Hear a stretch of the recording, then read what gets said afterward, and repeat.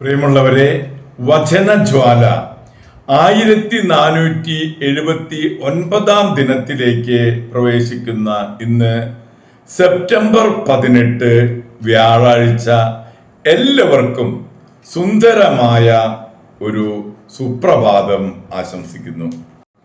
ഇന്നത്തെ വചനവായനയിൽ പ്രഭാഷകൻ 13-ാം അധ്യായം 1 മുതൽ 26 വരെയുള്ള തിരുവാക്യങ്ങളാണ് നാം ശ്രമിക്കുക. വ്യാജ സുഹൃത്തുക്കൾ. കീഴ് തൊട്ടാൽ കറപറ്റും, അഹങ്കാരിയോട് അടുക്കുന്നവൻ അവനെപ്പോലെയാകും. നിന്നേക്കാൾ ശക്തനും ധനികനുമായ ഒരാളുമായി ഇടപഴകരുത്. മൺകലത്തിന് ഇരുമ്പ് പാത്രമായി ഒത്തുപോകാൻ കഴിയുമോ? മൺകലം അതിൽ തട്ടി തകരുകയില്ലേ? ധനവാൻ ദ്രോഹിക്കുക മാത്രമല്ല, നിന്ദിക്കുക കൂടി ചെയ്യുന്നു. പാവപ്പെട്ടവൻ ദ്രോഹം സഹിച്ചാൽ പോരാ, ക്ഷമായാചനവും ചെയ്യണം. നിന്നെക്കൊണ്ട് പ്രയോജനം ഉണ്ടെന്ന് കണ്ടാൽ ധനവാൻ നിന്നെ ചൂഷണം ചെയ്യും. എന്നാൽ നിനക്ക് ആവശ്യം വന്നാൽ അവൻ നിന്നെ പരിത്യജിക്കും. നിനക്ക് വകയുണ്ടെങ്കിൽ അവൻ നിന്നോട് കൂടെ കാണും. കൂസലില്ലാതെ നിന്റെ വിഭവങ്ങൾ ചോർത്തിയെടുക്കും. നിന്നെക്കൊണ്ട് ആവശ്യമുള്ളപ്പോൾ അവൻ നിന്നെ വഞ്ചിക്കും. നിന്നെ നോക്കി പുഞ്ചിരിച്ച് അവൻ നിന്നിൽ പ്രതീക്ഷ ഉണർത്തും. കാരുണ്യപൂർവമായ സ്വരത്തിൽ നിനക്കെന്താണ് ആവശ്യം എന്ന് ചോദിക്കും. സൽക്കാരം കൊണ്ട് അവൻ നിന്നെ ലജ്ജിപ്പിക്കും. പ്രതിസൽക്കാരം കൊണ്ട് നീ പൂർണ്ണ ദരിദ്രനാകും. അപ്പോൾ അവൻ നിന്നെ അവഹേളിക്കും. നിന്നെ പുറന്തള്ളുകയും തലകുലുക്കി രസിക്കുകയും ചെയ്യും. വഞ്ചിക്കപ്പെടാതിരിക്കാനും ദോഷത്വം മൂലം നിന്ദിക്കപ്പെടാതിരിക്കാനും ശ്രദ്ധിക്കുക. പ്രബലന്മാരുടെ ക്ഷണം സ്വീകരിക്കുന്നതിൽ വിമുഖനായിരിക്കുക. അവർ വീണ്ടും വീണ്ടും ക്ഷണിച്ചുകൊണ്ടിരിക്കും. തള്ളിക്കയറരുത്, പിന്തള്ളപ്പെടും. വളരെ വിസ്മരിക്കപ്പെടും. അവരോട് സമത്വഭാവത്തിൽ വർത്തിക്കരുത്. അവന്റെ വാചാലത കണ്ട് ഭ്രമിക്കുകയും അരുത്. അതിഭാഷണത്തിലൂടെ നിന്നെ പരീക്ഷിക്കുകയും പുഞ്ചിരിയോട് നിന്നെ തള്ളിക്കളയുമാണ് അവൻ ചെയ്യുന്നത്. രഹസ്യം സൂക്ഷിക്കാത്തവൻ നിർദ്ധയനാണ്. ദ്രോഹിക്കാനോ തടവിലാക്കാനോ അവൻ മടിക്കുകയില്ല. രഹസ്യങ്ങൾ ചോർന്നു പോകാതെ സൂക്ഷിക്കുക. നീ സഞ്ചരിക്കുമ്പോൾ നിന്റെ കൂടെ നാശവുമുണ്ട്. ഓരോ ജീവിയും സ്വവർഗത്തെ സ്നേഹിക്കുന്നു, മനുഷ്യൻ അയൽക്കാരനെയും. ജീവികളെല്ലാം സ്വവർഗത്തിൽ ഇണങ്ങി നിൽക്കുന്നു. മനുഷ്യർപ്പെട്ടവനോടും ചെന്നായ്ക്ക് കുഞ്ഞാടിനോട് എന്ത് ചങ്ങാത്തം? പാപിക്ക് ദൈവഭക്തനോടും അതിലേറെയില്ല. കഴുതപ്പുലിക്കും നായയ്ക്കും ഇടയിൽ എന്ത് സമാധാനം?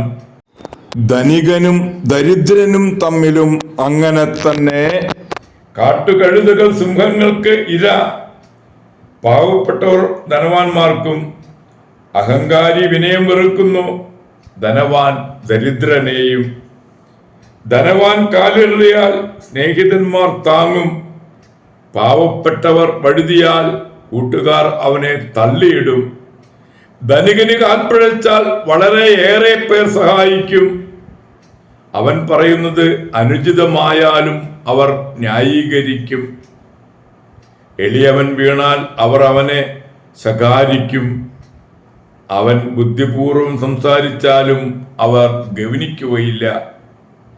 ധനവാൻ സംസാരിക്കുമ്പോൾ എല്ലാവരും നിശബ്ദരായിരിക്കും. മാനം മുട്ടെ പുകഴ്ത്തും. ദരിദ്രൻ സംസാരിക്കുമ്പോൾ ഇവൻ ആര് എന്ന് അവർ ചോദിക്കും. ദരിദ്രനെ കാലിടറിയാൽ അവർ അവനെ തള്ളിക്കളയും. പാപവിമുക്തമെങ്കിൽ സമ്പത്ത് നല്ലത് തന്നെ. ദൈവഭയം ഇല്ലാത്തവന്റെ ദൃഷ്ടിയിൽ ദാരിദ്ര്യം തിന്മയാണ്. ഹൃദയത്തിലെ നന്മയും തിന്മയും അനുസരിച്ച് മുഖഭാവത്തിൽ മാറ്റം വരും.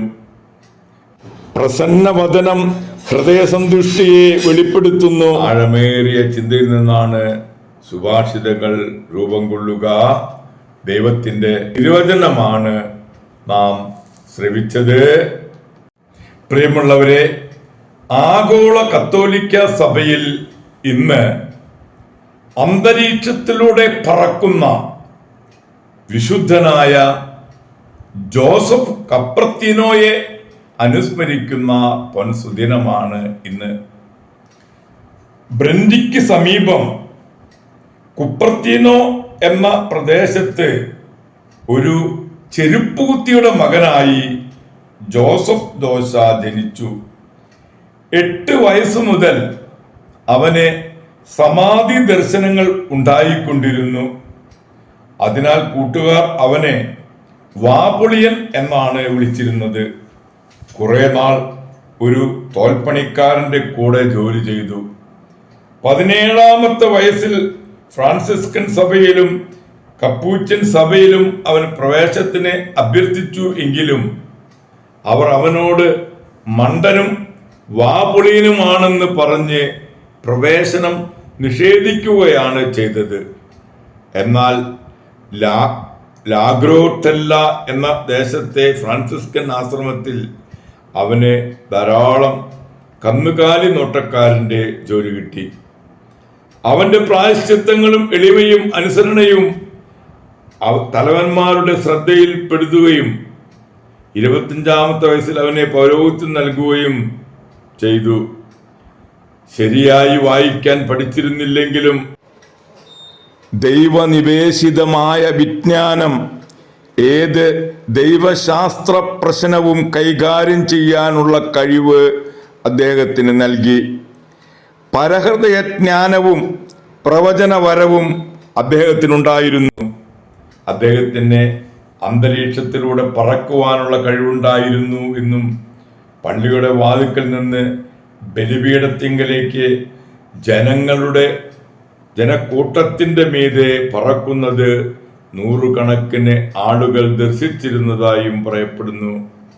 ഒരിക്കൽ അദ്ദേഹം പറന്ന് ഒരു ഒലിവുമരത്തിന്റെ കൊമ്പിലിരുന്ന് അരമണിക്കൂർ ധ്യാനിക്കുകയുണ്ടായത്രേ.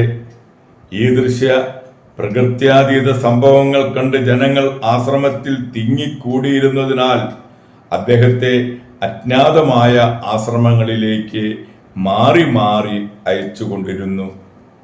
ഒരു വിശുദ്ധന്റെ നാമധേയത്തിലുള്ള ദേവാലയമോ മണിനാദമോ കേട്ടാൽ മതി അദ്ദേഹം സമാധിയിൽ അമരാൻ.